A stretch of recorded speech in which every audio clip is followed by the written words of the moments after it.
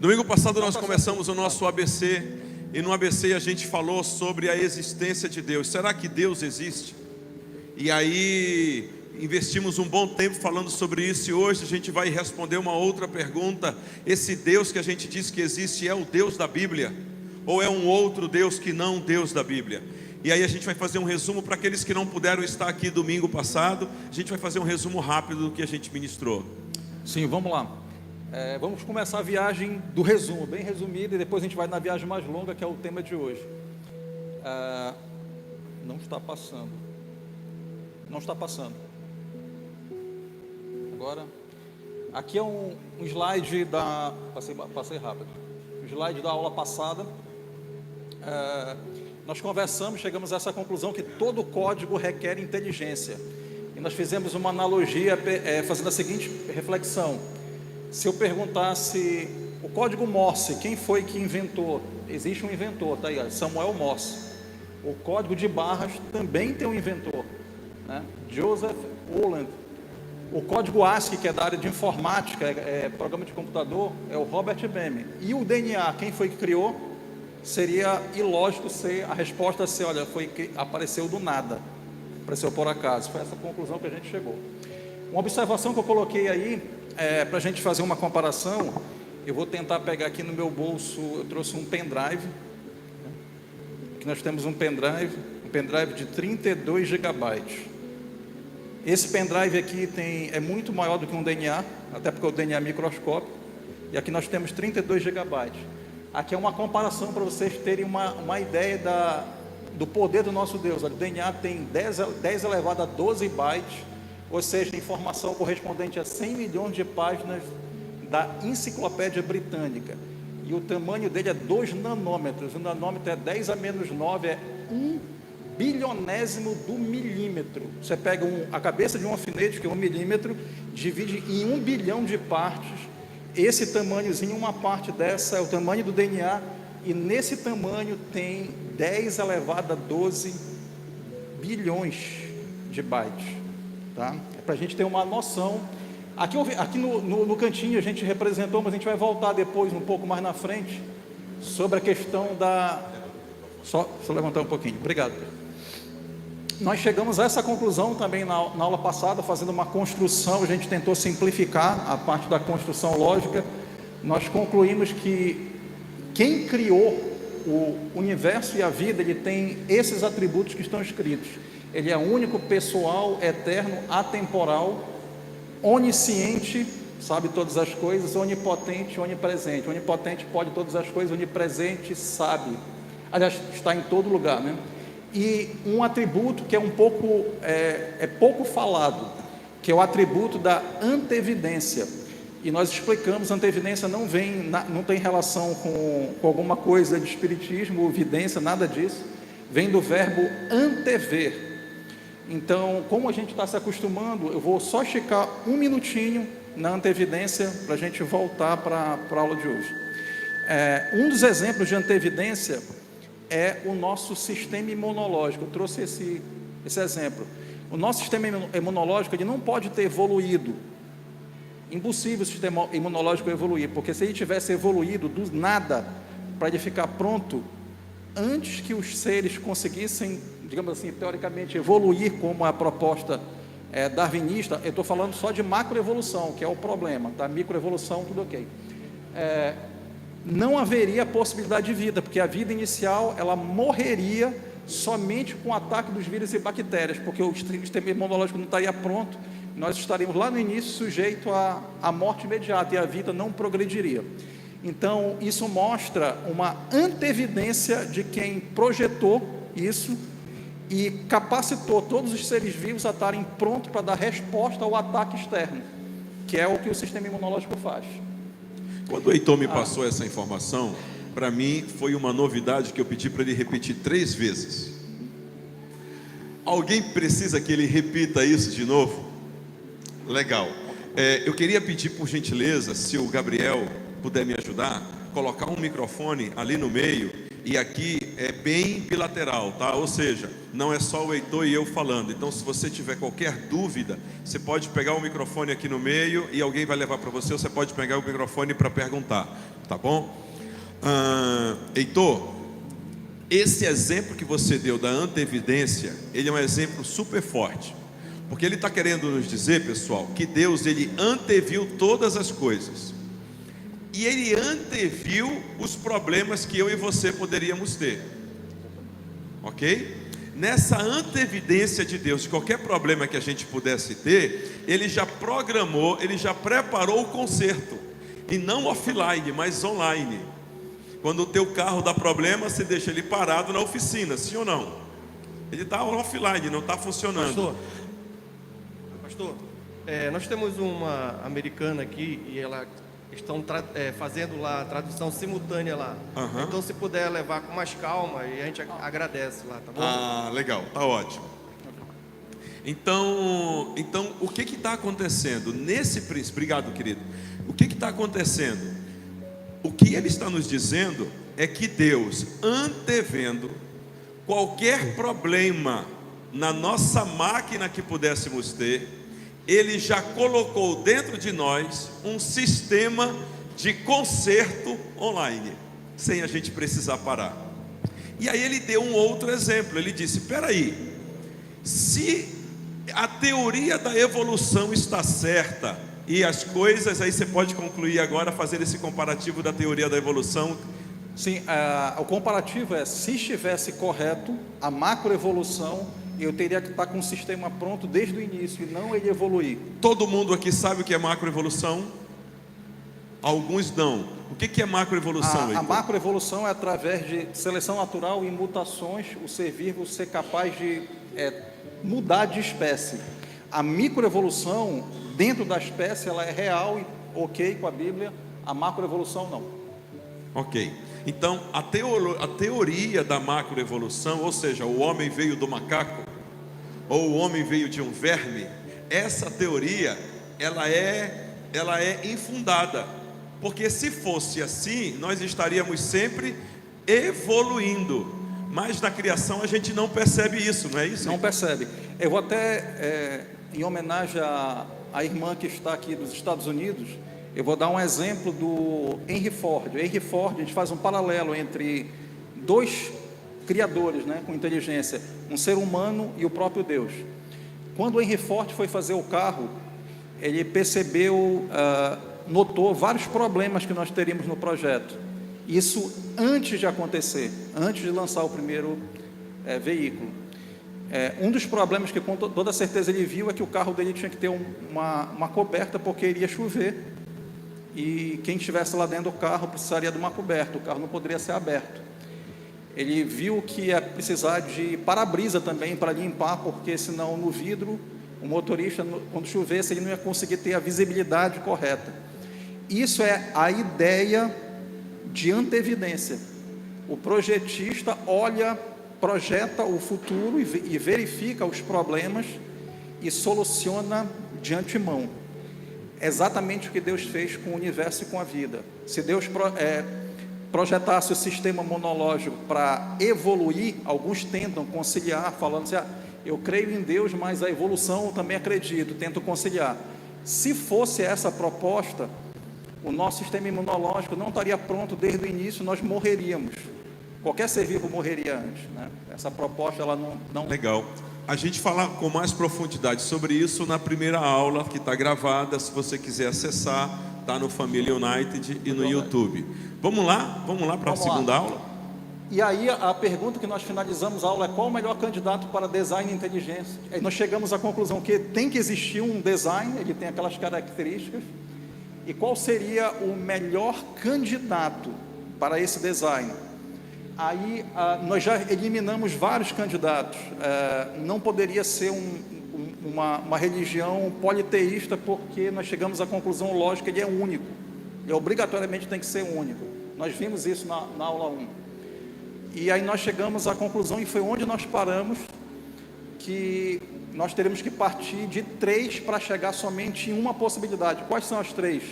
As únicas religiões que apresentam um Deus único seria entre o judaísmo, islamismo e cristianismo. Nós teremos somente esse ponto de partida agora, a partir do que a gente viu na aula 1. E essa é a aula de hoje, é sair dessas três possibilidades e terminar com o Deus que está na Bíblia, que é o Deus do cristianismo. E nós vamos fazer essa viagem hoje, mas antes, continuando nosso parâmetro, esse versículo é um versículo chave para a gente fazer essa viagem. Ele é o versículo chave da primeira aula, ele é o versículo chave da segunda aula. Ele é Romanos capítulo 1, versículo 20. Os atributos invisíveis de Deus, assim como o seu eterno poder, como também sua própria divindade, claramente se reconhece desde o princípio do mundo, sendo percebido por meio das coisas que foram criadas. Nós utilizamos as coisas que foram criadas, olhamos e fizemos a construção que está lá em cima, que Deus era único primeiramente, que Deus era pessoal, era pessoa, que Deus era eterno. Já fizemos isso. O que nós vamos fazer é utilizar o mesmo padrão para chegar agora qual é o Deus verdadeiro. É esse padrão que a gente tem que seguir. Não poderia ser diferente, porque se a gente usasse outro padrão, a gente estaria fora do que a Bíblia fala. Tem que usar o padrão bíblico. Aqui, adiantei. Aqui. Nós fizemos uma analogia com a Trindade, utilizando os estados físicos básicos da matéria. E aqui nós vamos utilizar exatamente essa característica, que é a característica que tem a mais, para poder chegar na conclusão que o Deus Criador é o Deus mencionado na Bíblia. Aqui nós temos três estados, não são três substâncias, é só uma, é água, água e água, certo? Água, água e água. Só que uma água é sólida, outra é líquida, outra é gasosa, certo? Não são três deuses no cristianismo, é só um, mas são três em um. Um é o Pai, o outro é o Filho e o outro é o Espírito Santo. Então, o que Mas você é o está único- querendo dizer é que a própria natureza, ela vai criação. apontar, a própria criação de Deus vai apontar para Ele. É como se Exatamente. fosse uma assinatura. Exatamente. Essa ideia de assinatura é bem interessante, porque nós temos no nosso dia a dia, por exemplo, ali tem uma pintura. Normalmente, quando um pintor pinta um quadro, ele vai ali no cantinho, normalmente o cantinho direito, né? Vai lá e faz uma assinatura dele. E aí você reconhece aquela assinatura. A assinatura aqui é do Pablo Picasso, né? Nós vamos olhar para a criação. É isso que o versículo aqui de Romanos está falando. O versículo de Romanos fala exatamente: olhe para a criação, são percebidos por meio das coisas que são criadas. Olhe para a criação que você consegue voltar para os atributos invisíveis. Então nós já fizemos esse caminho até a antevidência. Agora nós vamos fazer o caminho para chegar na Trindade. E o caminho para chegar na Trindade é o mesmo, como a gente está falando, é só olhar para a criação. Então nós vamos começar aqui a assinatura de Deus no mundo microscópico. Então, lembrando que o nosso Deus é o único 3 em 1. O único 3 em 1. Mundo microscópico. Nós temos quantas partículas no átomo? Partículas atômicas. São 3. Certo? Prótons, elétrons e nêutrons. Nós temos 3 partículas formando cada um deles, tá? Nós temos, ali o up-down é de respeito à rotação da partícula, é o spin, chamado spin, para quem conhece química. O próton tem 3 partículas, 2 quarks, up e 1 down, que é o spin, e o nêutron é o contrário. Então nós temos as partículas atômicas formadas também pela assinatura 3 em 1. A gente pode fazer esse caminho aqui, não está passando agora. Agora, não passou lá. Na água, que é a substância essencial para a existência da vida, nós temos 3 átomos, 2 de hidrogênio e 1 de oxigênio. 3 em 1. Nós temos 3 elementos químicos que não tem como existir vida sem eles. Eu peguei os 3 aqui: hidrogênio, carbono e oxigênio. Não há vida. O nitrogênio é muito importante, mas tem substância orgânica que não tem nitrogênio, certo? não há possibilidade de não ter esses três, e esses três têm assinatura 3 em 1. Nós temos 3 isótopos, que é o elemento químico que varia apenas o número de nêutrons dele. Então nós temos 3 isótopos do oxigênio, 3 isótopos do carbono e 3 isótopos do hidrogênio, 3 em 1 também. A gente pode sair daí, até brincar um pouco, coloquei uma coisa assim bem simples, cores primárias, todas as cores são feitas dessas 3 cores. Qualquer cor que você imaginar, né, é lá da aula de educação artística, não sei se chama esse nome ainda hoje. Tudo é mistura de vermelho, amarelo e azul. Estados físicos da matéria, que foi que nós utilizamos agora há pouco, sólido, líquido e gasoso. Eu vou só comentar algo bem rápido, só para vocês terem informação, porque quando eu apresentei isso uma vez, teve uma objeção, falou assim, não são 3 estados, são 5. Mas aqui é estado básico, porque em cada local que você percorre no universo, só tem 3 estados físicos da matéria. Existem 5 no universo todo, 5 estados da matéria. Depois a ciência pode descobrir o 6º, mas não tem 3 mais de 3 a cada momento. Por exemplo, vou falar os outros 2 estados. Os outros 2 estados é o plasma e o estado que é chamado com o nome de 2 cientistas, é Boyle e Einstein. São os 2 cientistas. Aqui na Terra nós temos sólido, líquido e gasoso, não tem plasma e não tem o 5º estado. Se eu for para o Sol, não tem sólido e não tem líquido, só tem estado gasoso, plasma e Boyle e Einstein. Então continua sendo 3 em 1, tá? Ok? Aqui o homem. Só um minutinho. Rolou alguma dúvida? Só levanta a mão e aí você vai poder falar, tá bom? É liberado para você interromper, legal? Perfeito. Agora nós chegamos em nós. O homem é 3 em 1 também. O homem é corpo, alma e espírito, é isso que a Bíblia fala.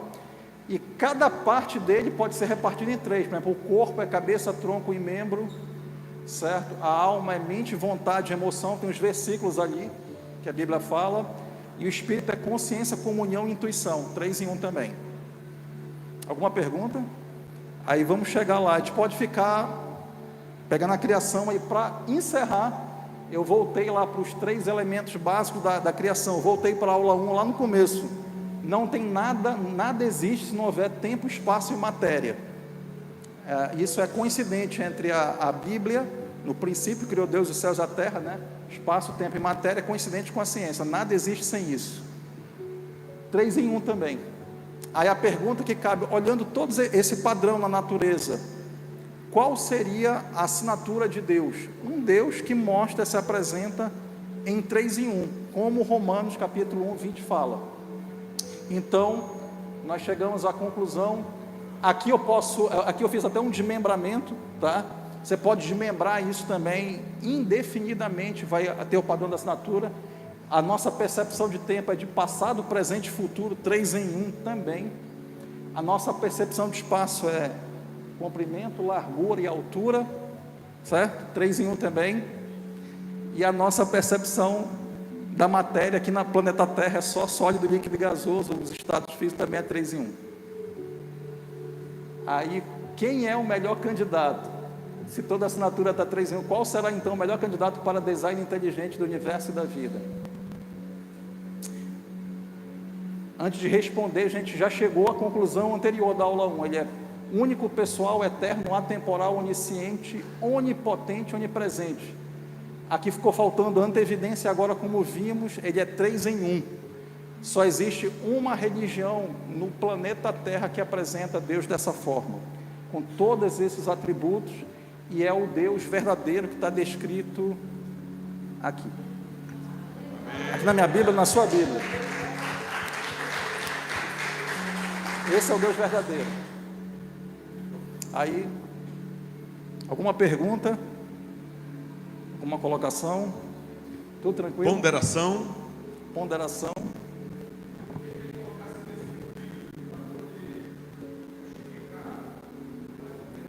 É Romanos capítulo 1, versículo 20. Eu vou voltar aqui. Vamos voltar aqui.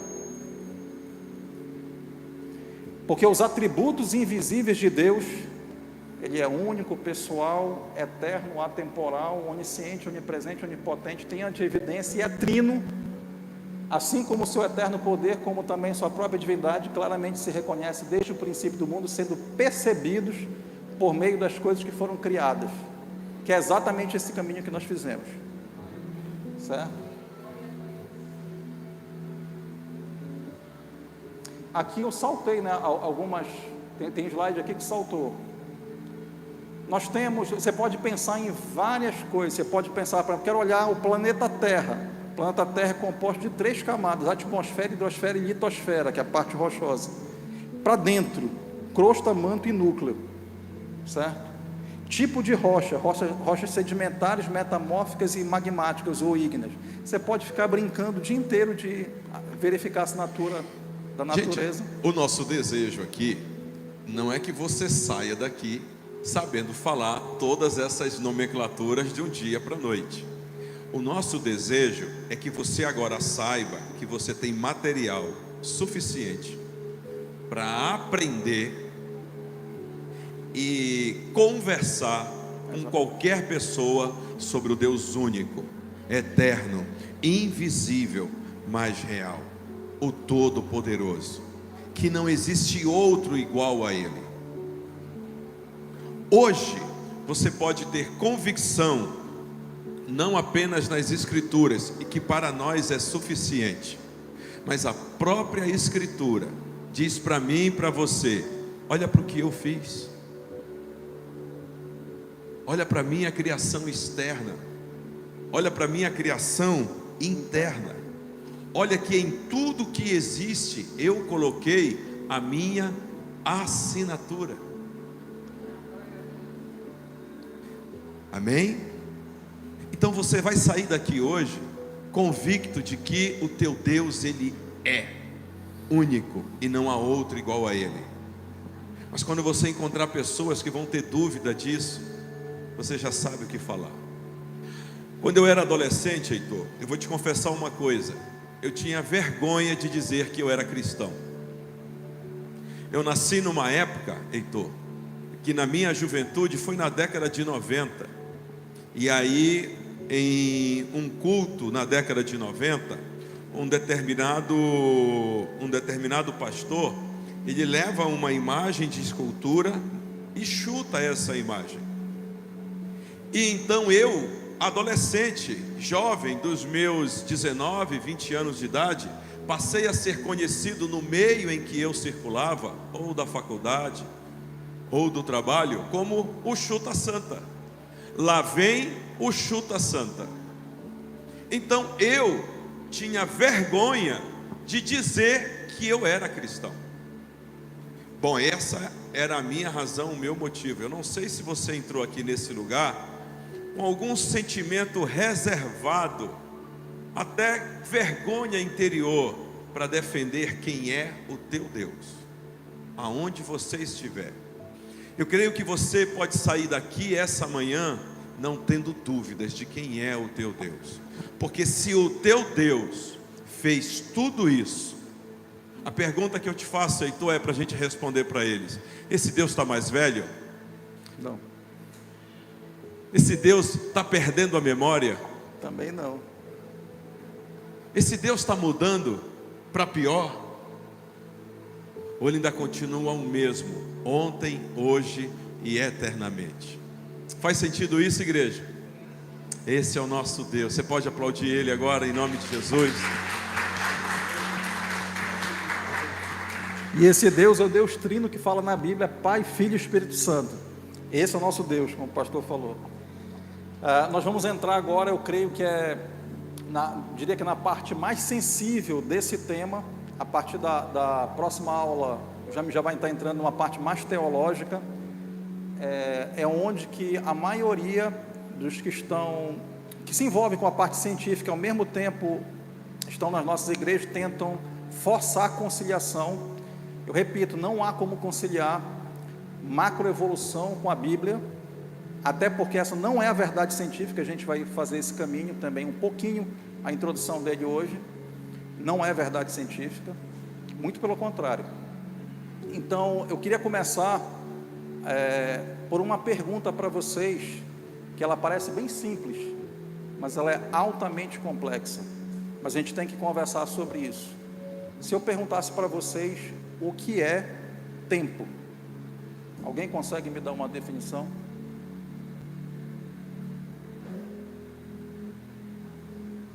Todos nós sabem, é um de cada vez, tá bom?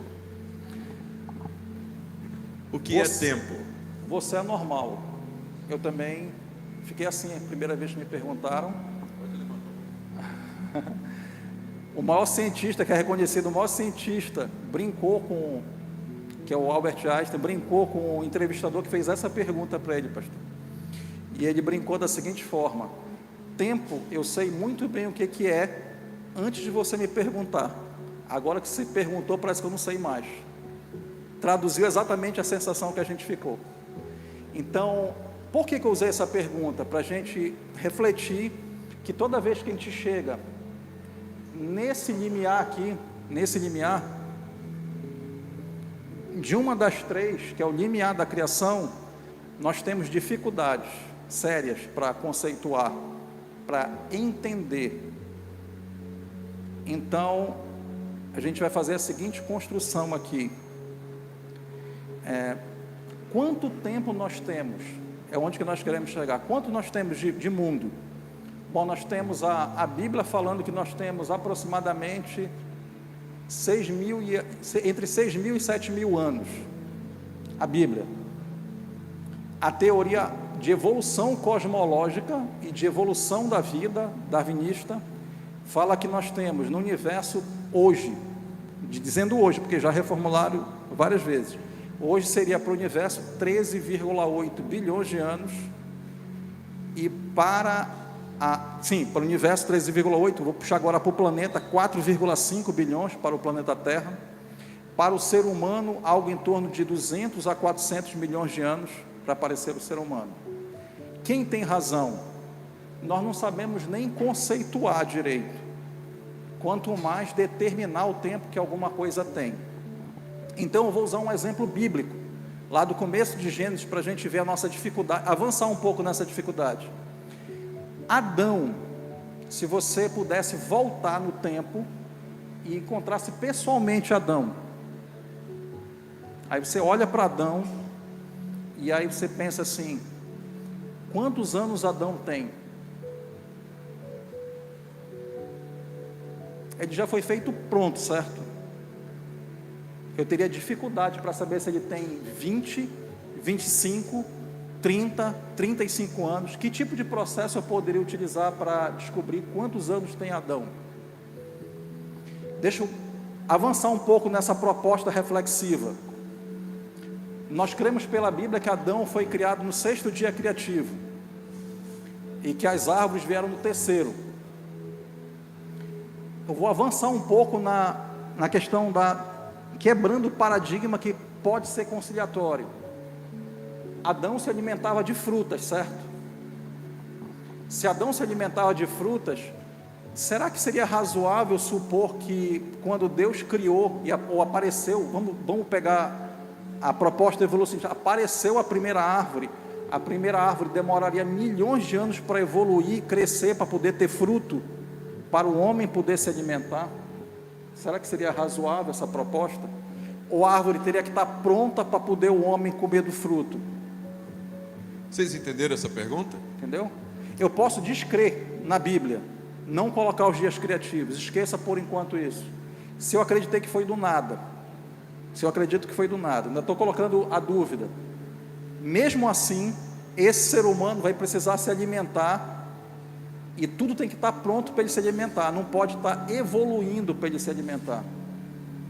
Eu não posso ter o fruto depois de milhões de anos, e o homem aqui esperando o fruto crescer, com milhões de anos, não há essa possibilidade. Então, com essa reflexão, a ideia é a gente quebrar o paradigma de que nós temos como controlar a questão da definição de tempo e quanto tempo tem as coisas. E aí eu queria só puxar agora a terceira reflexão para a gente finalizar essa parte e conseguir chegar. Pastor, eu vou fingir aqui que eu não sei. Eu sei, nós tivemos agora recente no seu aniversário de meio século, Quantos anos o senhor tem, pastor? 50. Mas com cara de 20. Um cara de 20. Vou fazer a pergunta agora para o Jaime. O pastor disse que tem 50. Jaime, quantos anos você tem? 21.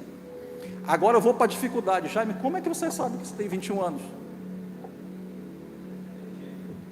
RG, ou certidão. Ah, ele reportou um documento, ele tem uma RG, uma certidão de nascimento. Mas quem lhe garante que essa certidão de nascimento é a verdade? Quem lhe garante que ela é real? O que pode garantir? Eu e sua mãe lhe mostramos e falamos, exatamente, essa é a lógica. Então eu tenho um documento que diz quantos anos eu tenho, e uma testemunha, ou mais de uma testemunha, que diz, olha, isso aqui é verdade. Para o universo, ou nós temos Deus, estou colocando o pressuposto da dúvida, ou nós temos Deus, ou ninguém pode contar para a gente qual é a verdade. Porque tem que Entenderam a linha de raciocínio? Tem que ter um texto escrito, igual a certidão, e alguém falando, isso aqui é a verdade, isso aqui é a minha palavra. Se não for assim, não tem como ele ter convicção que o documento que está escrito e a pessoa que testemunhou que isso é real.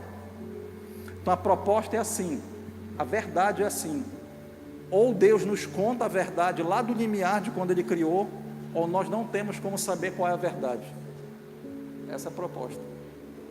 Então você quer dizer que a ideia da criação de Deus não ser dias cronológicos, porque tem uma teologia, ou tem uma teoria dizendo aí que um dia era 1000 anos ou um milhão de anos, e que se passava vários anos, a Bíblia estava só no sentido figurado a questão dos dias. Então não é no sentido figurado o primeiro, segundo, terceiro, quarto dia da criação, é no sentido real, é um dia de 24 horas então? Foi de Deus essa pergunta do pastor, porque é exatamente a conclusão, o caminho que a gente vai fazer agora. Nós vamos mostrar tanto na Bíblia quanto nas evidências que o dia criativo lá de Gênesis é literal de 24 horas, não há outra possibilidade. A gente pode fazer, vamos fazer essa viagem para responder essa sua pergunta? Vamos lá. Então vamos lá.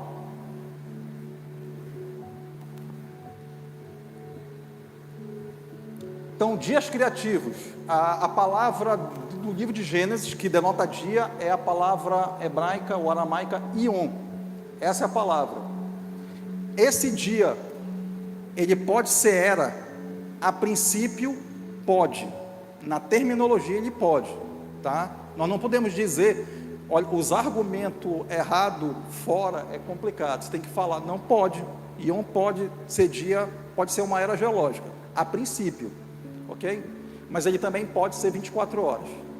Como é que eu chego à conclusão, então, qual é o correto? Seria 24 horas, ou se lá em Gênesis está escrito um período, tá? Eu vou primeiro, nós já falamos sobre o item 1, que é as dificuldades relacionadas com o tempo.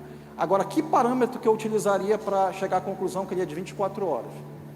Que a informação de Gênesis, Deus escreveu ali, foi Moisés que escreveu, inspirado pelo Espírito Santo, que o que ele quis escrever era dia de 24 horas. Bom, primeiro, nós temos um padrão da língua hebraica, que para variar, ele é de 3 também, tá? Ele é de 3, para variar. Nós temos 3 marcadores da língua judaica, da língua hebraica, para determinar que o dia ali escrito, ele é um dia de 24 horas. Primeiro marcador, se houver um artigo definido antes da palavra dia. O dia. Se for o dia, é um dia específico. É aquele dia específico, de 24 horas.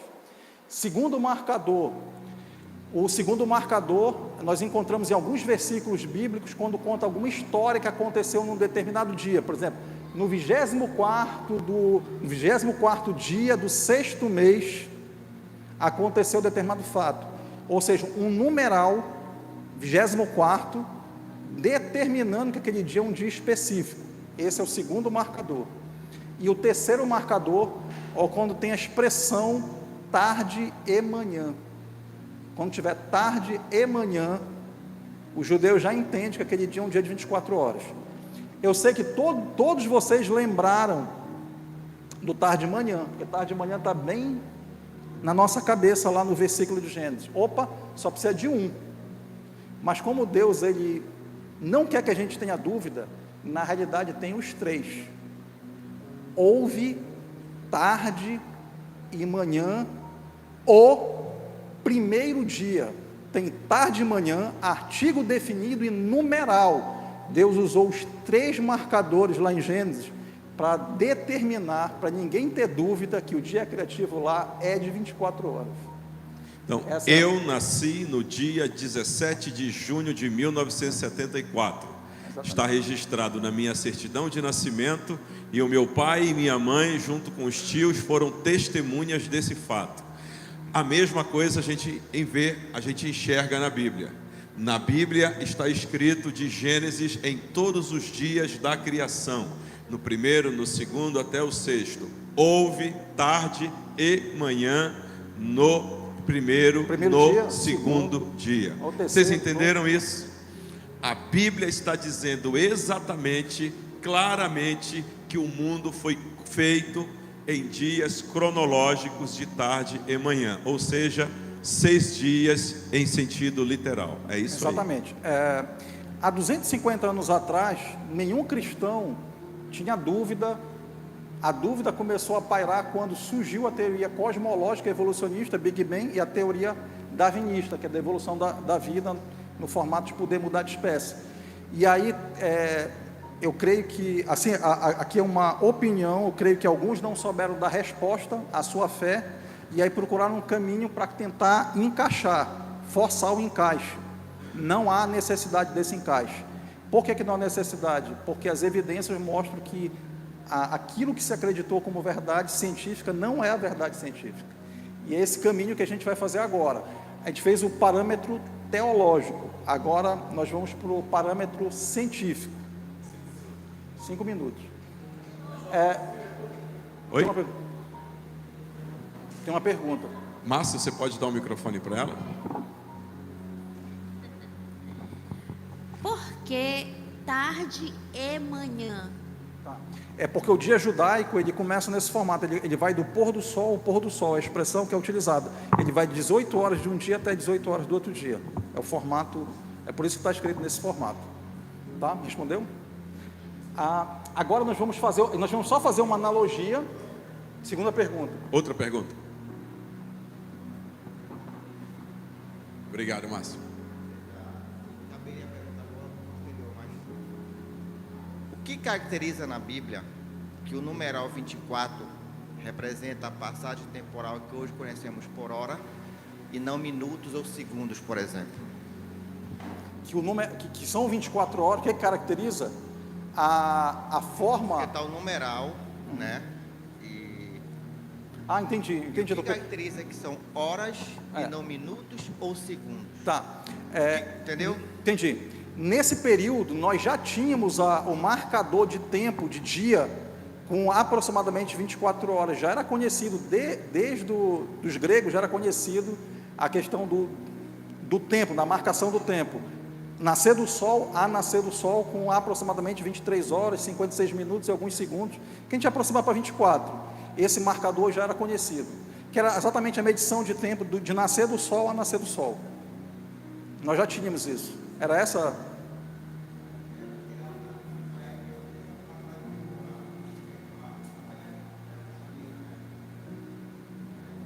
Não, o calendário, ele não era solar, mas o dia era de 24 horas já. O dia já era de 24 horas, literal. Tá? Aproximadamente. Ok? Agora nós vamos finalizar. Bom, como Deus sabe de todas as coisas, Ele pediu para eu alterar um slide já para poder encerrar em 5 minutos. Né? Fazer um encerramento em 5 minutos, já está alterado o slide aí. Tá? É esse e o próximo e acabou. Tá? Já nosso encerramento e perguntas aí finais. Nós vamos fazer uma analogia aqui com uma teoria da investigação. É só para fazer uma analogia. A gente pega 2 pessoas para rapidinho. Sim, vamos pegar 2 pessoas aqui. Só para 2 pais, pode ser 2 pais? 2 pais. Então vamos pegar 2 pais. Vem cá, Vini, vem cá. Não, Vini, ainda não é. Ainda. Vem cá, Márcio. Vem cá, Roosevelt. Aqui é só para ilustrar. Vamos supor, vocês dois são suspeitos, tá, de terem cometido alguma coisa. Os dois são suspeitos. O pastor Léo está na posição de investigador, tá? Então vocês dois são suspeitos de terem cometido um crime. Isso. E o pastor Léo vai na primeira entrevista aqui, aí conversa com o irmão, e aí ele simpatiza muito com o irmão é alegre e tal, algumas coisas assim. O pastor Léo assim, eu simpatizei com ele. E aí vai para a segunda investigação aqui com o irmão, e aí o irmão calado, não fala muito. Aí o pastor Léo olhou assim, puxa, ele poderia falar mais, assim, ficou assim algo. Vocês estão entendendo a linha, né? Esse aqui é bonzinho, mas esse aqui está com cara de criminoso. Eu acho que foi ele. Aí por isso ele forma algo na mente dele, é o que a gente chama de paradigma, né? Cosmovisão. Eu acho que o suspeito é ele, né? Ele está mais com cara de inocente que esse aqui. Eu acho que o suspeito é ele. Aí o que acontece? O pastor Léo continua a investigação e aparece uma evidência. A evidência de que o culpado é o irmão. Mas ele continua achando que é ele, certo? Aí vai para a segunda evidência. Aí vai para ele como culpado. Aí ele, poxa, mas eu ainda acho que, por causa do que ele formou de convicção previamente. A gente é até parente. E aí ele chega em 10 evidências. Mas o que ele deve fazer? Ele deve varrer para baixo do tapete as 10 evidências que ele teve. Não, vou varrer para baixo do tapete, vou fingir que não é ele, vou acusar o inocente. Ou o correto é ele, olha, eu pensava que era uma coisa, mas na realidade as evidências me mostram que eu estava enganado, estava errado. Eu creio que o lógico seja eu considerar as evidências e descartar o que está errado. Obrigado, irmãos. A ciência... pode sentar. Moral Obrigado. da história, tu és inocente, ele é que é o culpado. Os dois. Então, a ciência já cometeu esse erro e está cometendo novamente, né, nessa parte que a gente tem tratado agora. Quando foi que a ciência já cometeu esse erro? Modelo geocêntrico, pastor. Século II. A Terra era o centro do sistema solar.